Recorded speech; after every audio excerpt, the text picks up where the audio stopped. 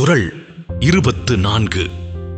உரனென்னும் தோட்டியான் ஓரைந்தும் காப்பான் வரனென்னும் வைப்பிற்கோர் with.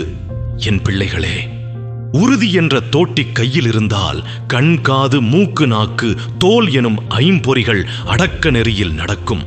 அதுவே மேன்மை எனும் செல்வத்தின் விதை. அவிழ்ந்து பாயும் 5 குதிரைகளை ஓர் உறுதியான நாணால் வழியோட்டும் ஓட்டுபவன் போல இச்சை குதிரைகளை மனமடக்கி இலக்கை அடையும். அலைகளை அணை கட்டி அமைதிப்படுத்தினால் வயல் பசுமை பெறும், இல்லையெனில் கரை சிதையும். அப்படியே அடக்க தோட்டியில்லா மனம் வாழ்க்கை கரைகளை உடைக்கும். குளிர் பனித்துளியை கையில் முத்தாய் காக்கும் போல் உன் உணர்வுகளை காக்க பின்னால் புகழும் பலனும் பெருகும். நான் கூறுவது இதுவே. உறுதி என்ற தோட்டியால் ஐம்பொறிகளை காக்கும்வன் வரம் எனும் செல்வத்தின் விதையை விதைக்கிறான்.